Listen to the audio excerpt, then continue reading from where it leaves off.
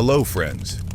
Tonight we journey to an ancient place, a place of fields and harvest, of kindness and hope. We are going to walk with Ruth, a woman whose faith and loyalty carried her far from home and into the fields of Bethlehem, where her quiet labor was seen and where her future began to change. But first, let us rest together. Wherever you are, let the day soften around you. If your shoulders are tense, let them sink a little lower. If your breath feels shallow, let it deepen, slow and gentle. There is no hurry here. There is nothing you must do now but listen and drift and rest. Take one breath in. Hold it softly for a moment, and now let it fall away, like a sheaf of grain released from the hand, settling onto the earth. And again, in and out. Like the rhythm of the fields we will soon enter, steady, unhurried, constant. The story begins in Bethlehem, not the Bethlehem of crowded inns and angel songs, but an earlier Bethlehem, quiet and ordinary, when barley fields stretched wide across the land. The hills rolled gently, covered in stone terraces and groves of olive trees. Flocks of sheep wandered the slopes. Vines clung to the soil, heavy with promise. The air was warm, touched with the smell of earth and sun, a mixture of dust and sweetness. Imagine standing there as the day begins. The horizon glows with pale gold, spreading upward into soft pink and blue. Birds stir in the branches, calling to one another in quick bursts of sound. A faint breeze passes, carrying with it the smell of fresh-cut stalks and distant smoke from clay ovens in the village. Everything is waking, but slowly, gently, as if the world itself were stretching after sleep. The village of Bethlehem is small. Stone houses built close together, their walls sun-bleached and rough. Narrow paths weave between them, paths smoothed by many feet over many years. There is movement within, women carrying jars to the well, children chasing one another with laughter, men shouldering tools for the fields. And beyond the houses, the fields stretch wide, their edges marked by low walls of stacked stone. This is the heart of the story. Not palaces, not kings, but fields, humble, open, ordinary, where the hand of God will move through kindness and care. Let yourself walk into these fields. Feel the earth beneath your feet, uneven, textured with stones and husks, warm already though the sun is still climbing. Hear the steady rustle of stalks in the breeze.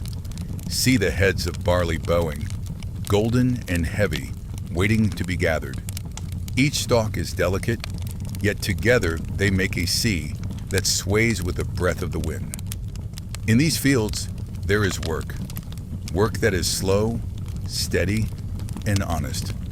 Work that leaves dust on the skin and weariness in the bones.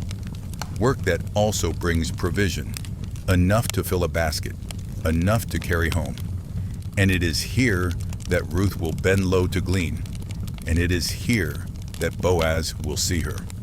But before we meet them, linger in the stillness. Listen to the quiet of morning. Listen to the hum of bees moving lazily from flower to flower. Listen to the faint chatter of workers beginning to gather, their voices carrying across the open space. Let these sounds fold around you, soft and steady, like a blanket for your mind. The story we enter is not rushed. It does not hurry to its ending. It moves as the day itself moves, from morning to noon, from noon to evening, from evening into rest. We will walk with Ruth through every hour. We will pause with her. We will feel with her. And through it all, we will rest in the gentle rhythm of her faithfulness. So settle yourself deeper now. If you are lying down, let the weight of your body sink into the bed. Feel the support beneath you. Let your hands rest loosely, your jaw soften. Your eyes close if they are not already closed. You're safe here. You're held here. You are home here. And as you rest, the story begins to unfold. The journey with Naomi. The story of Ruth begins not in Bethlehem, but on the long road that led her there. She was a widow. Naomi, her mother-in-law, was also a widow. Both had known loss. Both had felt the sting of emptiness. And yet, together, they chose the path that returned them to Israel, step by step, mile after mile. Imagine them walking that road. The ground is dry beneath their sandals, the stones pressing into weary feet. The air is heavy with the heat of travel, dust rising with every step. The horizon stretches far ahead, hills lifting gently, promising both distance and destination. Naomi walks with shoulders bent, her years weighing upon her. She has buried her husband. She has buried her sons. She carries sorrow deep within her bones. And yet, she walks. There is still life ahead, even if it feels faint and fragile. Beside her walks Ruth, young yet marked by grief as well. Her husband, Naomi's son, is gone. Her own family and homeland are behind her. But her heart is steadfast. She has chosen to stay with Naomi, to bind her life to her mother-in-law, to walk not back to her own people, but forward into a land she does not yet know. You can almost hear her words spoken with quiet conviction. Where you go, I will go. Where you lodge, I will lodge. Your people shall be my people, and your God my God. The words echo softly as they walk, not hurried, not rushed, but steady. Each step is a vow repeated in action. Where you go, I will go. Where you stay, I will stay. And the two of them walk as one. The road winds through open land, hills rising on either side. There are scattered trees, olive, tamarisk, fig, their branches offering small patches of shade. Flocks graze in the distance, bells tinkling faintly on the breeze. A stream runs shallow in a ravine, its water clear, reflecting the sky.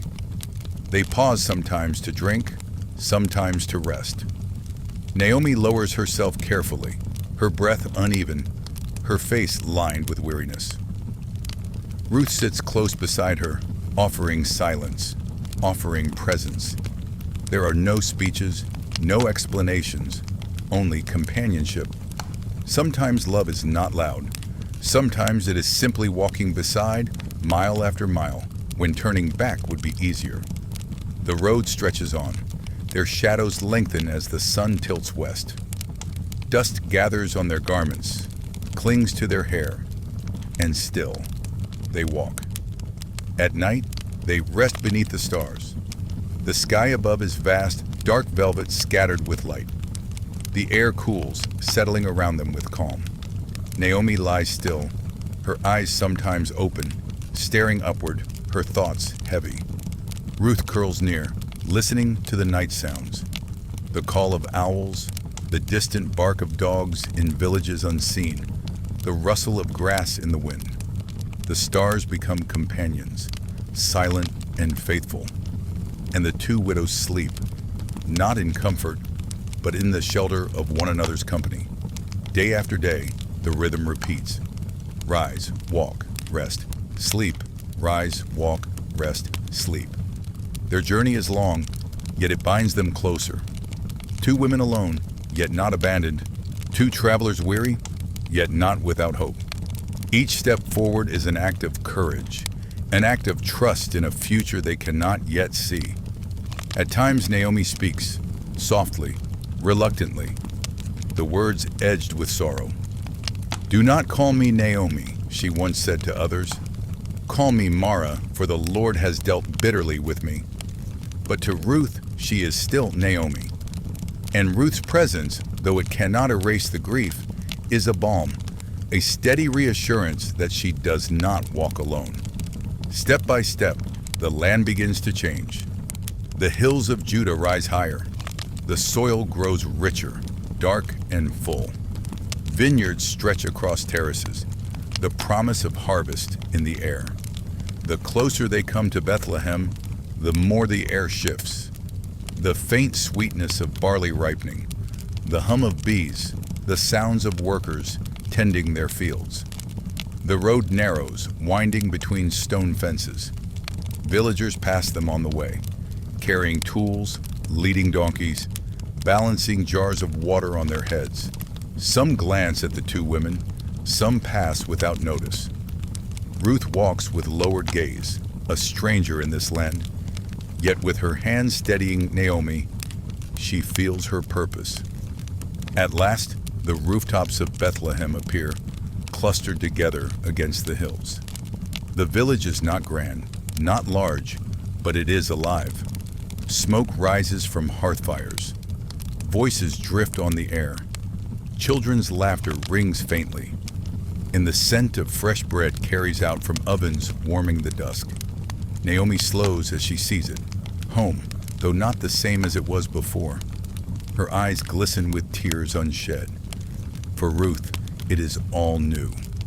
Foreign walls, foreign voices, foreign land. Yet she walks beside Naomi, her heart steady in its vow. Together, step by slow step, they cross into Bethlehem.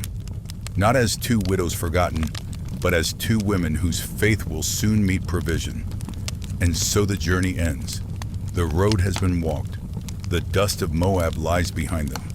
The fields of Judah open before them. The story is ready to begin. Bethlehem at dawn. The night has passed. The stars have faded. The village of Bethlehem stirs awake beneath the soft glow of morning. Ruth rises early. The room is still dim, shadows stretching long across the clay floor. The walls are rough stone, cool to the touch. Naomi still rests, her breathing even, her face softened in sleep. For a moment, Ruth pauses, watching the older woman, feeling the weight of her care and her promise. Then she moves quietly, preparing herself for the day ahead. The air is cool, touched with the dampness of night. She draws her cloak around her shoulders, worn but sufficient, it's a fabric smelling faintly of dust and travel. She steps into sandals, leather straps soft from use. Every movement is deliberate, every sound softened, as though she does not want to disturb the peace of the room. Outside, the village is waking. Smoke curls from low chimneys, carrying the faint scent of kindling. A rooster calls once, said then again. Dogs stir, stretching in the streets. Women emerge from doorways with jars balanced on their heads, walking steadily toward the well at the edge of town. Their footsteps are soft, yet together they create a rhythm, like a slow drumbeat carrying through the morning. Children's voices rise, laughter skipping across the quiet, then falling silent again as they return indoors. Donkeys bray, hooves clattering on the stone paths as men prepare for the day's labor. All around life begins, not in haste, but in rhythm, as though each sound knows its place in the unfolding morning. Ruth walks among them, unnoticed at first, another figure in the slow tide of daily life. She breathes deeply, taking in the scents: wood smoke, fresh bread baking, the earthy tang of clay jars, the sweetness of figs beginning to ripen in nearby gardens. The sky is pale gold now, the sun climbing gently above the hills. Its light spills across the rooftops, catching on the edges of stone walls, warming the air with promise. Shadows shorten. The day stretches before her. Ruth's steps lead her beyond the cluster of houses, out where the paths widen towards the fields. She can hear the fields before she sees them. The rustle of barley swaying, the murmur of workers gathering, the faint scrape of metal on stalks as sickles test their edge. She pauses on the rise of a small hill. Below her, the land opens wide. Rows of barley stretch in long golden swaths, their heads heavy with grain. Workers move steadily through them, their figures bending and rising, in rhythm with the harvest. Donkeys stand tethered at the edges, their tails swishing idly at flies. Bundles of grain lie scattered, waiting to be gathered into sheaves. The air here is alive with sound. The hum of bees, the chatter of birds darting low across the fields, the low voices of men calling to one another as they work. And underneath it all, the constant whisper of stalks brushing against one another, like a soft sea stirred by wind. Ruth breathes deeply. The air is different here, thick with the scent of ripening grain, mingled with dust and sunlight. It fills her lungs, grounding her, steadying her resolve. This is where she will go. This is where she will bend and glean. This is where her quiet labor will begin. She steps forward slowly, taking in every detail. The stone fence that marks the field's boundary. The olive trees standing sentinel at the edges. The small clusters of wildflowers at her feet, their petals opening to the morning sun. Each step feels deliberate, each step a prayer unspoken. She does not know what the day will bring. She only knows she must go forward. And so she does. The workers glance at her as she draws near. Some curious, some indifferent. She is a stranger here, a Moabite, known by few. But she does not turn back. She lowers her gaze, steadying her heart. The overseer notices her approach, and for a moment, their eyes meet. Ruth bows her head slightly, a silent request, a wordless question. May I glean here? The fields stretch before her, waiting. The day has begun, and Ruth, young widow, stranger in a foreign land, takes her first step into the harvest that will shape her future. The fields before work. The fields wait in the morning light, golden, wide, endless. Ruth stands at the edge. The air is still cool, though the sun is climbing. She feels the faint breeze on her skin, carrying with it the mingled scents of barley, earth, and olive groves. Every detail seems sharper here, as if the land itself is aware of her presence. She watches the workers begin. Men step into the rows, sickles flashing. The sound is steady. Swish, swish, swish. Stalks falling, heads of grain dropping. Others gather what is cut, binding sheaves with twine, stacking them in small bundles that dot the field like resting shapes. The rhythm is strong, confident, practiced. This is their life, their work, their inheritance. Ruth lingers for a moment, steadying herself. She does not carry a sickle. She does not belong to the reapers. She has come only to glean, to gather what remains, what is left behind, what falls unnoticed to the ground. It is the law of Israel, a law of kindness. The corners of the field are not to be harvested, the scattered stalks not to be taken by the workers. They are left for the poor, for the orphan, for the widow, for the stranger. And Ruth is all of these: widow, stranger, poor, dependent upon mercy. She bends slightly, her hand brushing the earth, as if testing what it will be to begin. The soil is warm already, rough beneath her fingertips. The stalks are dry, their husks crisp, whispering faintly as they move against one another. She exhales slowly. The overseer watches her. His eyes are cautious, his expression unreadable. But he does not forbid her. She is allowed. She is seen and yet unnoticed. She steps forward into the rows. The barley rises taller than her waist, swaying in the light wind. Her cloak brushes against the stalks, catching small fragment of husk. The field surrounds her now, a world of gold and green, a sea that rustles with every movement. The workers' voices drift across the air, low and even, mingling with the scrape of sickles and the thud of grain bound together. A donkey brays faintly at the edge, Birds swoop low, darting after insects stirred by the harvest.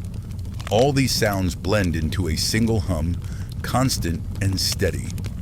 Ruth lowers herself once more. Her hands move carefully, searching for what has been left behind. Here, a stalk fallen sideways. There, a head of grain still clinging to its stem. She gathers them gently, almost reverently, as though each stalk carries more than food, as though it carries hope itself.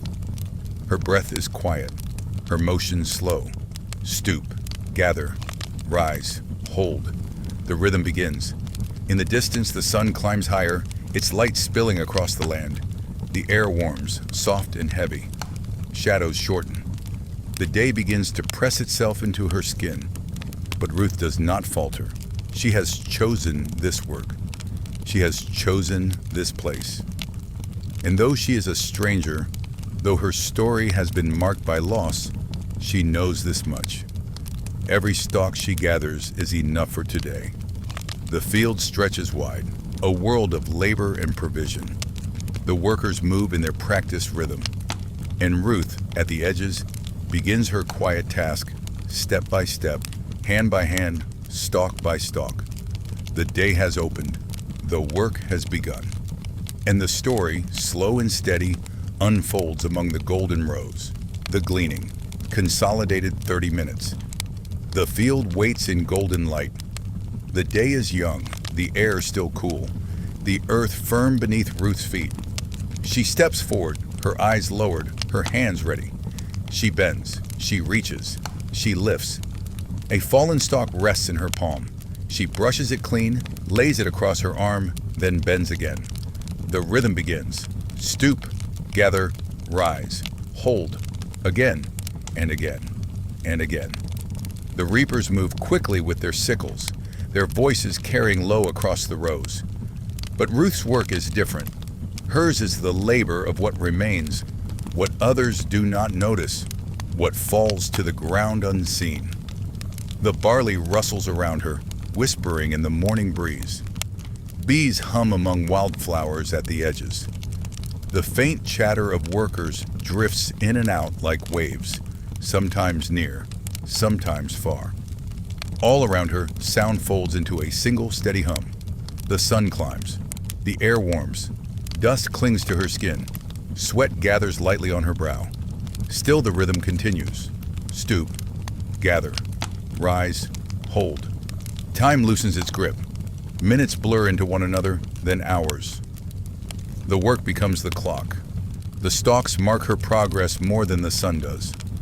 She pauses briefly, straightening her back, lifting her face to the light. The sky is a clear, endless blue.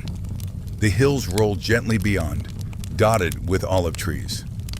Then she lowers herself once more, hands brushing the soil, fingers finding the overlooked stalk, the forgotten grain, the small provision. Her body begins to ache with the weight of repetition. Her cloak clings, her fingers roughen from the husks. The noon sun presses heavy, and the air hums with heat. Yet Ruth does not falter. Her breath falls into rhythm with her work, in as she bends, out as she rises. She thinks of Naomi.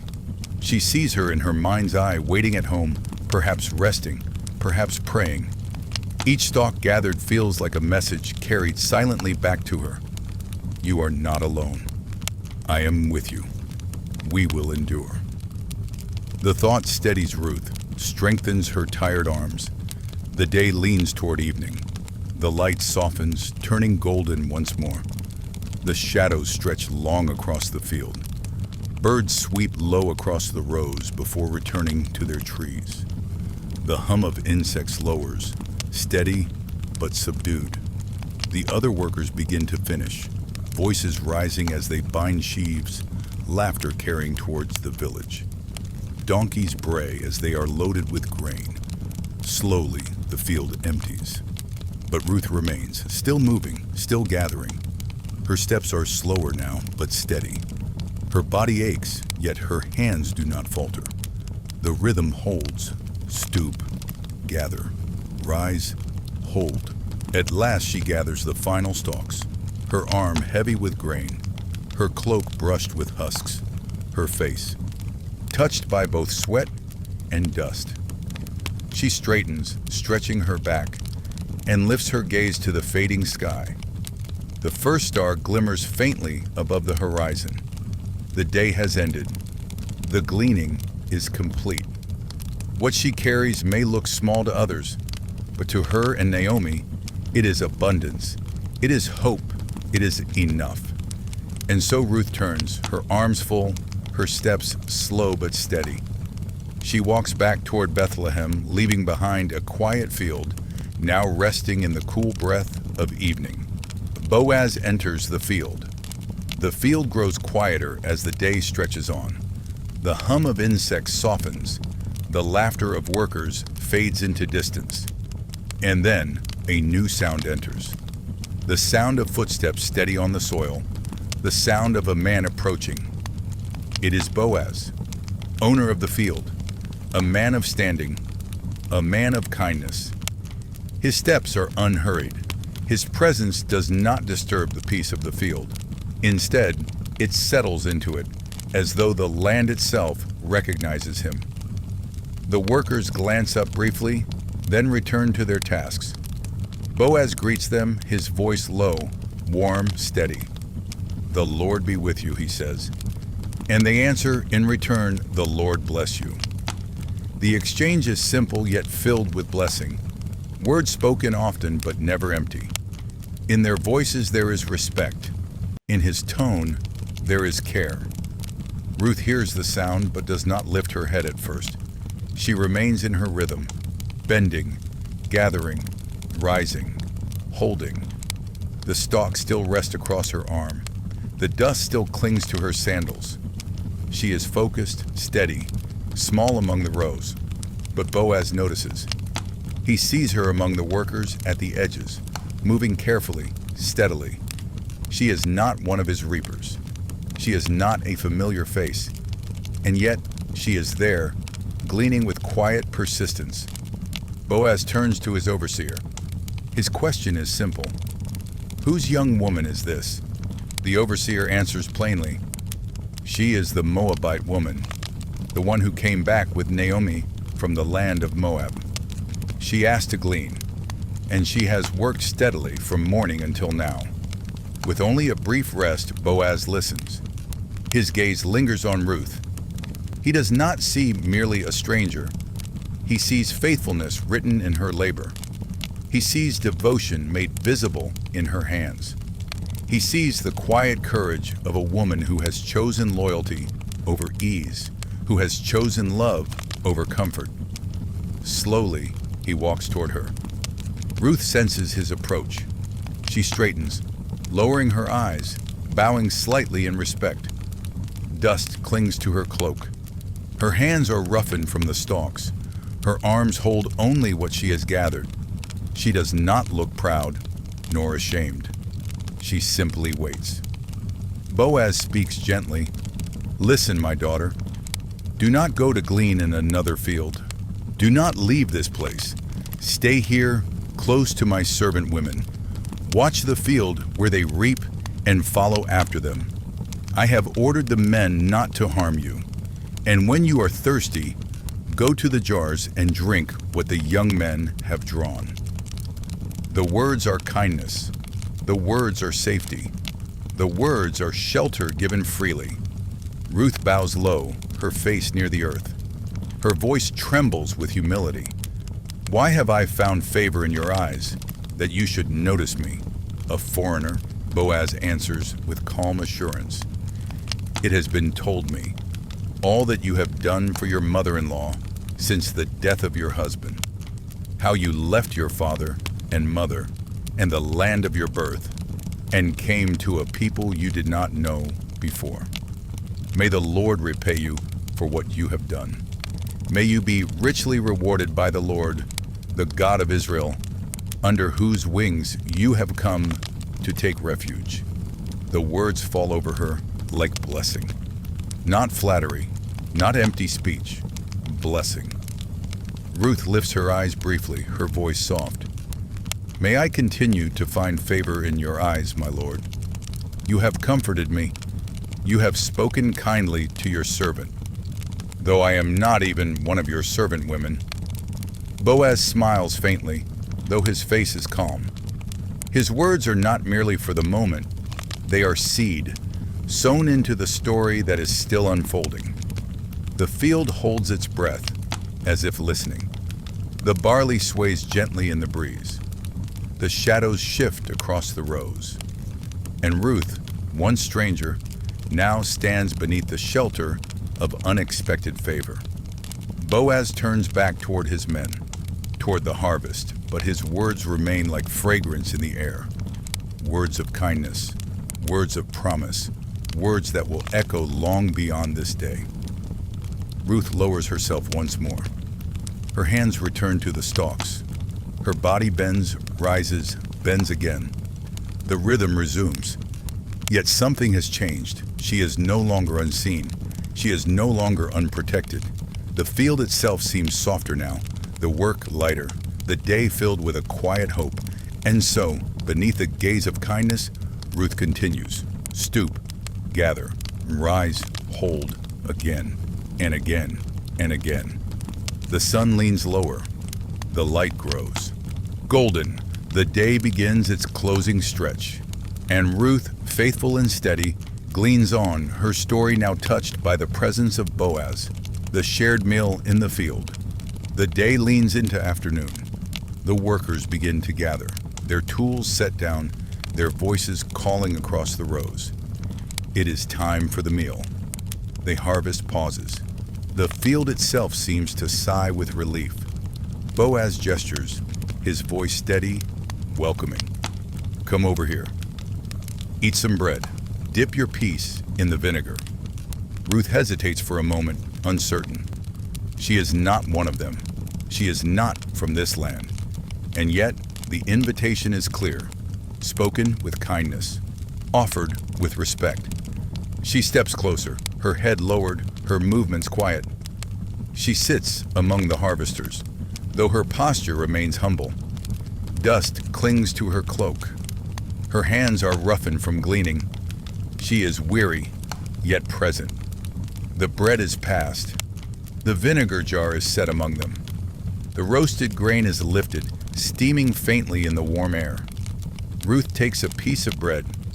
She dips it gently into the vinegar, tasting the sharpness on her tongue, softened by the bread itself.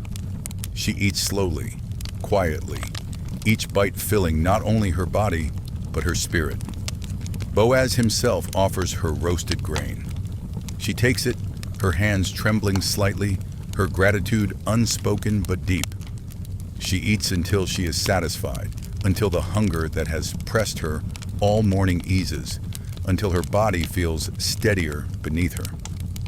The workers talk among themselves, their voices low, familiar. Laughter ripples gently across the group. The field is filled not with labor now, but with fellowship. The air is softer, the sun lower, the day unfolding toward peace. Ruth eats in silence, her heart still. She does not need many words. The meal itself is kindness enough. Each bite is gift, each swallow provision. She saves a portion quietly, setting it aside in her cloak. She thinks of Naomi waiting at home.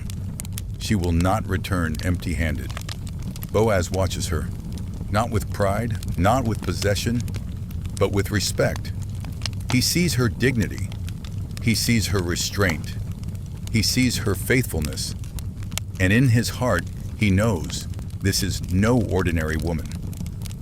When the meal ends, the workers rise again, stretching their limbs, lifting their tools. The rhythm of harvest resumes. But Boaz speaks once more to his men, his words clear, protective, generous. Let her glean even among the sheaves. Do not reproach her, and pull out some stalks from the bundles, and leave them for her to gather. Do not rebuke her. The men nod, their respect evident. They know their master. His word is law, but his law is kindness. Ruth does not hear every instruction, but she feels the difference as the afternoon passes. The stalks come easier. The work flows lighter. Her arms grow full, her spirit steady. The field is golden once more, the light gentler, the heat easing as the day lower toward evening. Birds sweep low across the rows. The hum of insects softens. The air carries the faint fragrance of figs, ripening in distant orchards. And Ruth gleans on, strengthened by food, steadied by kindness, surrounded by favor she did not expect but cannot deny. Her rhythm continues. Stoop, gather, rise, hold, again and again and again. Yet now each movement feels lighter. Each stalk is grace. Each handful is mercy. Each breath is gift. The day, once heavy with labor, is now filled with peace. The field, once unfamiliar, is now a place of shelter. And Ruth, once stranger, now sits among workers, now eats among them, now rests among them, not as one forgotten, but as one remembered. The sun lowers further. The shadows stretch long. The field glows with evening gold. Ruth's arms are heavy with grain, her cloak brushed with husks, her heart full with something deeper than food. The assurance that she has been seen, that she has been welcomed, that she has not been left alone. And so, with the day nearly gone, Ruth gathers the last of her gleanings. She straightens, stretching her back, lifting her eyes toward the sky now softening into twilight. The meal lingers still within her. Bread, grain, vinegar, kindness. The blessing lingers still upon her. Words spoken by Boaz, words carried on the evening air. Evening return to Naomi, the sky deepens. The sun lowers into the hills. The field quiets as the workers depart, their laughter fading into distance, their figures shrinking on the path toward the village. Ruth remains for a moment longer, her arms heavy with grain, her cloak brushed with husks, her body aching yet steady. She lifts her eyes to the fading. Light, a sky painted with gold, then rose, then the softening blue of evening. It is time to return. Step by step, she begins the walk. The path winds gently toward Bethlehem, the fields giving way to olive groves, the groves giving way to stone paths that carry her toward home. The bundle of grain weighs against her side. She feels it with each step. Heavy, yes, but not burdensome. For each stalk gathered is hope. Each stalk is life. Each stalk is provision. The air cools as she walks. The breeze brushes lightly across her face, carrying the scents of evening, the faint sweetness of figs, the earthiness of tilled soil, the distant smoke of fires kindled in the village for night meals. Her thoughts drift to Naomi. She imagines her waiting, perhaps near the doorway, perhaps sitting quietly inside the small home, the lines of sorrow still on her face, the shadow of grief still in her eyes. Yet Ruth imagines too the way those eyes will soften, the way her shoulders will ease when she sees what Ruth carries. At last, the village rises before her, its stones catching the last glow of sunset. Children's voices echo faintly from narrow streets. Lamps flicker to life behind doorways. The world shifts from day to night, from labor to rest. Ruth enters the home. Naomi looks up. Her eyes widen as she sees the bundle of grain. More than she expected. Much more. Ruth sets it down carefully, the stalk spilling onto the floor, golden in the lamplight. Naomi's voice breaks the quiet. Where did you glean today? Where did you work? Blessed be the man who took notice of you. Ruth answers softly, her words simple, steady. The name of the man with whom I work today is Boaz. At the sound of that name, something shifts in Naomi. Her face lifts, her voice warms, hope stirs within her like a flame long hidden but not extinguished. May he be blessed by the Lord, she says, her tone reverent, filled with sudden recognition. The Lord, whose kindness has not forsaken the living or the dead. That man is a close relative of ours. He is one of our redeemers. The words linger in the air, heavy with meaning.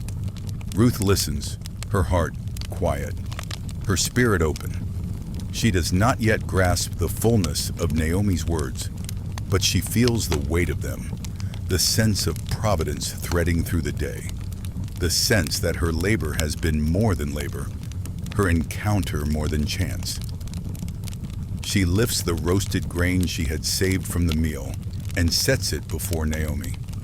"Here," she says softly, "I kept this for you." Naomi takes it, her hands trembling slightly, her eyes glistening in the lamplight. She eats slowly, her hunger eased, her spirit comforted. The food is simple, yet it is grace. The gift is small, yet it is love. The two women sit together in the quiet of evening, the grain beside them, the lamplight flickering, the village hushed around them. Naomi speaks again, her voice firmer now, her heart steadier. "It is good, my daughter, that you go out with his young women, lest in another field you be harmed." Ruth nods. She will return. She will glean again. She will walk the fields of Boaz under his kindness, within his shelter. The night deepens. The stars brighten above. The village rests. Continuing days of gleaning. The days unfold one after another. Morning light, evening rest, fields golden in the sun. And Ruth goes out again. Each dawn she rises. Each dawn she walks the same path, her sandals brushing dust, her steps steady, her heart faithful. The workers come carrying their tools, their laughter echoing across the rows. The reapers cut, the bundles are bound, and Ruth bends as before. Stoop, gather, rise, hold, again and again and again. The rhythm does not falter. The rhythm becomes her companion. It carries her through the hours, through the heat, through the long stretch of labor. Each day, the field greets her with its familiar hum, bees in the blossoms, birds sweeping low, the barley whispering in the wind. Each day, the scent of grain and earth settles into her cloak. Each day, her arms grow full, her burden heavy but never unwelcome. And always, Boaz's kindness lingers. His men do not hinder her. His women do not reproach her. From time to time, he is there, his presence steady, his voice blessing, his eyes watching with quiet regard. Ruth feels it. She is no longer unseen, no longer a stranger pressed to the edges. In this field, she is sheltered. In this field, she belongs. When the sun leans low, she gathers her bundle and walks home. Naomi waits, her eyes eager, her spirit lifted each time the door opens to reveal her daughter-in-law returning with abundance. And each night, they eat together. Bread, grain, the food of the day turned into the comfort of the evening. Naomi's voice grows steadier. Her eyes, once shadowed with grief, begin to hold light again. Her words shift from sorrow to blessing. Her heart begins to hope. The days stretch into weeks. The harvest continues. The fields grow emptier, the bundles larger, the air sharper as summer leans toward its end. Still Ruth gleans. Still Ruth gathers. Still Ruth returns. The rhythm holds. Stoop, gather, rise, hold, carry walk, return, rest. Morning into evening, evening into morning. The cycle repeats, gentle as breath, steady as heartbeat. And though the days appear the same, something deeper moves beneath them. Kindness unfolding, providence weaving, destiny shaping in quiet places. Ruth does not yet see the fullness of it. Naomi does not yet know the end of it. But each stalk of grain, each shared meal, each evening return is part of a story larger than themselves. A story slowly, patiently, tenderly being written. And so the days continue, soft, steady, certain, until the harvest is complete. Section 10. The threshing floor, refined. The harvest ends. The fields, once alive with workers and laughter, now rest in silence. The bundles are gathered. The sheaves are stored. The time of gleaning is complete. And now the threshing begins. On the hard ground of the threshing floor, the grain is beaten free from its stalks, separated from husks, gathered into piles. The sound of flails carries into the evening. The air is filled with chaff, with dust, with the fragrance of wheat and barley made ready. It is a season of labor, but also of joy. For harvest means fullness. Harvest means abundance. Harvest means the people are fed. Boaz is there, overseeing the work. He moves among his men, steady and sure, his presence like a pillar among them. When the day's work ends, the threshing floor quiets. The grain is heaped in great mounds. The night air cools. Fires are kindled. Food is shared. When the meal is finished, Boaz rests. The scripture says, "When Boaz had eaten and drunk, and his heart was merry, he went to lie down at the end of the heap of grain." Not drunk, not careless, but satisfied. His body eased from labor, his spirit gladdened by the Lord's provision, his heart merry with peace, content with the goodness of the harvest. So Boaz lay down beside the heap of grain, guarding it through the night, his body still, his breath deep, his heart at rest. Far off in the village, Naomi speaks to Ruth. Her voice is quiet, filled with wisdom and care. "My daughter, should I not seek rest for you, that it may be well with you? Is not Boaz our relative, with whose young women you have been? See, he is winnowing barley tonight, at the threshing floor. Wash yourself, anoint yourself, put on your cloak, go down to the threshing floor. Do not make yourself known to the man." Naomi's counsel and waiting. The dawn breaks. Soft light spills across the hills, brushing the village with pale gold. The air is cool, hushed, filled with the sounds of waking birds. Ruth returns from the threshing floor. Her steps are steady. Her cloak carries grain, heavy and full. Her heart carries words, even heavier still. She enters the house. Naomi looks up, her eyes searching, her spirit leaning forward with quiet expectancy. Ruth lays down the grain. She recounts all that had happened in the night. Her words are soft, careful, faithful. She tells Naomi of Boaz's kindness, of his blessing, of his promise. She repeats his words, "Do not fear. I will do for you all that you ask. You are a woman of noble character." Naomi listens. Each word settles upon her like rain on dry ground. Her face softens, her heart steadies. Then Naomi speaks, her voice sure, her faith clear. "Wait, my daughter, until you learn how the matter turns out, for the man will not rest, but will settle the matter today." Her words are gentle yet filled with certainty. Wait, do not strive, do not fear, rest. And so they wait. The grain sits in its heap, a sign of provision. The house grows quiet again. The village stirs outside, but within these walls, the two women rest in stillness. Ruth waits in obedience. Naomi waits in trust. Both hearts lean on the unseen hand of God, who orders steps, who writes stories, who redeems what once was lost. Time slows. The air grows warm with day. The hours stretch steady and sure like the measured beating of a heart. Waiting, watching, trusting. No striving, no fear. Only the quiet assurance that what has begun will be completed. And so the story holds its breath. Ruth rests, Naomi rests, and the promise waits to be fulfilled. Section 12. The redemption at the gate. The waiting gives way to morning. The village stirs, shadows shorten, the sun climbs higher, and Boaz goes up to the gate of the city. The gate is not only an entrance, it is a place of meeting, a place of judgment, a place where matters are decided before witnesses. There the elders gather, men of wisdom and standing, ready to listen and to judge rightly. Boaz sits down. He waits with patience, yet with purpose.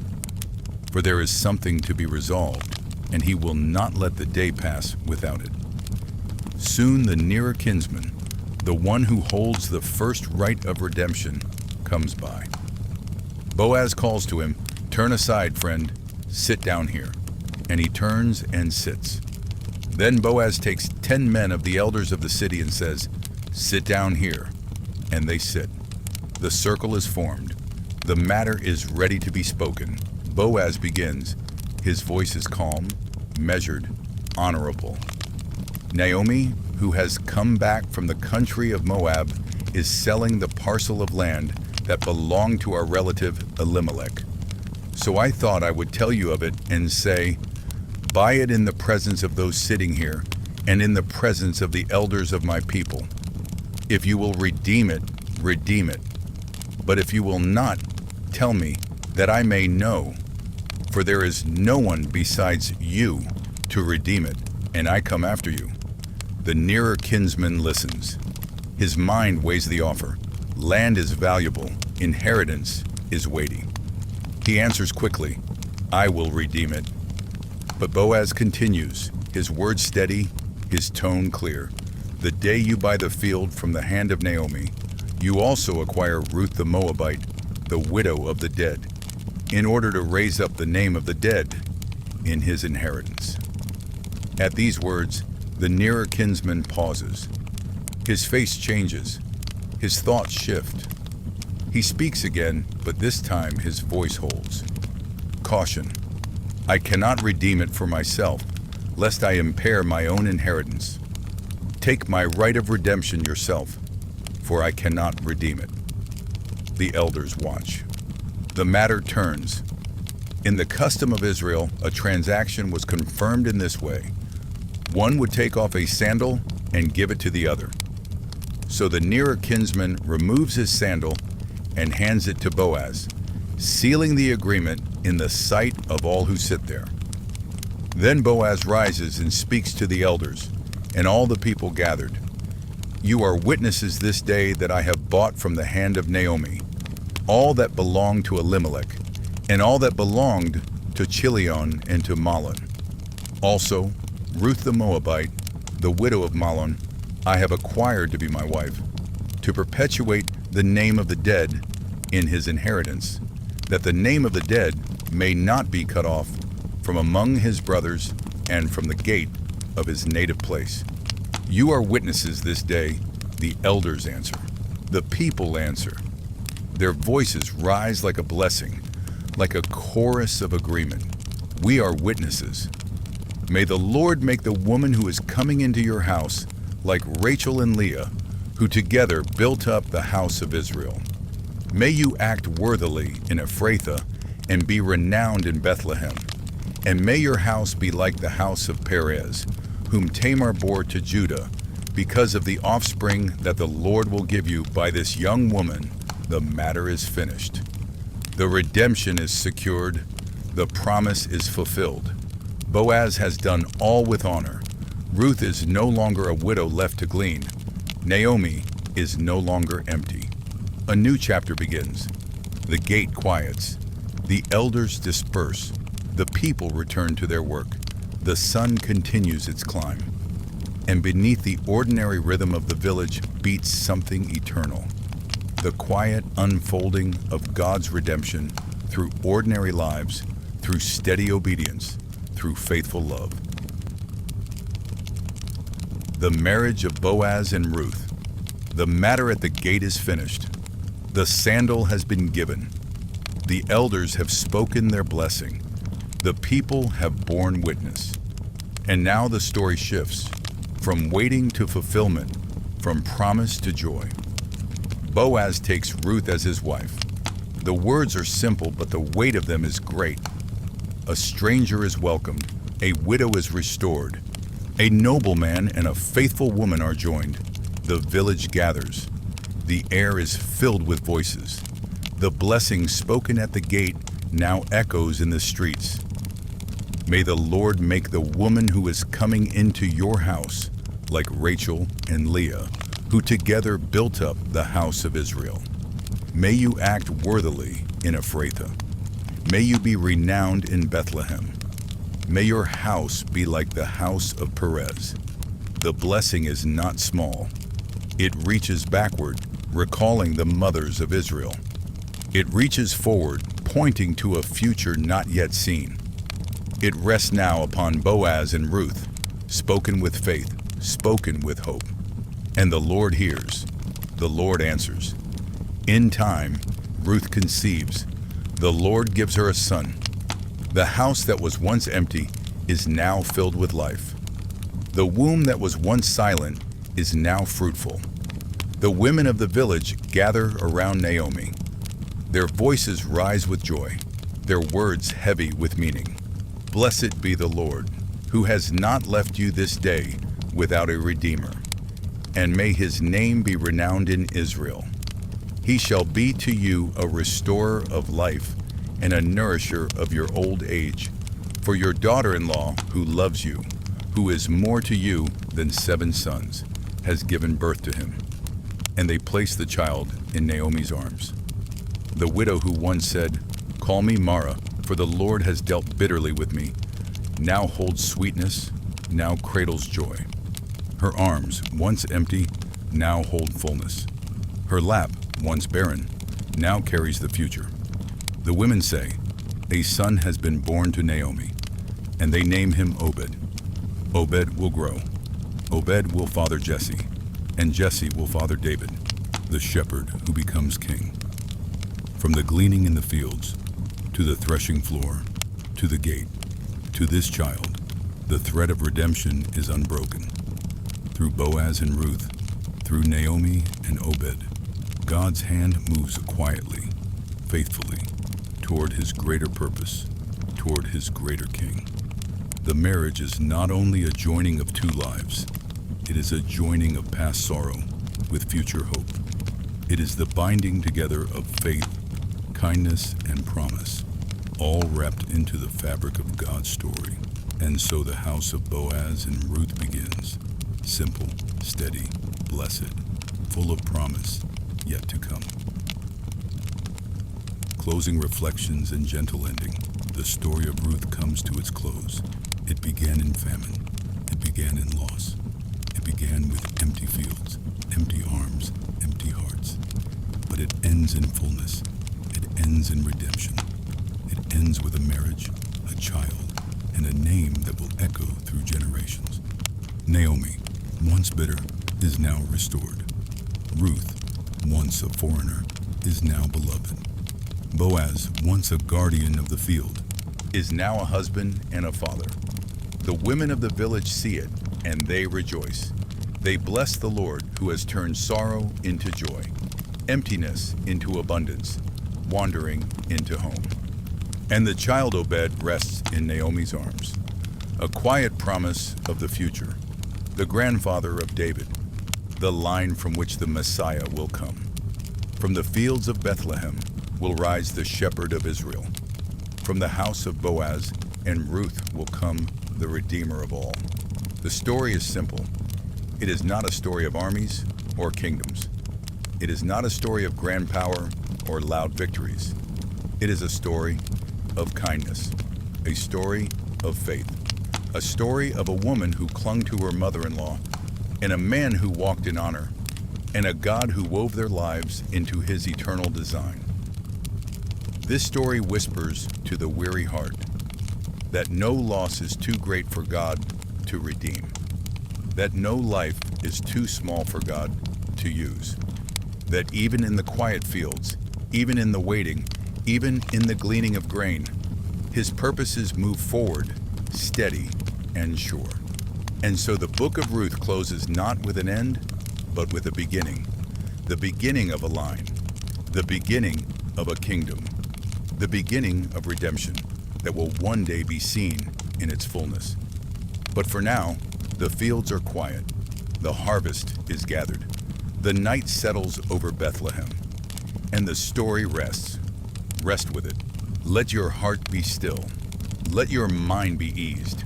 Like Ruth at Boaz's feet, like Naomi with Obed in her arms, be held in the safety of God's faithful love. The story is complete, and so are you, safe within it. Peace settles in. Sleep comes gently. Rest.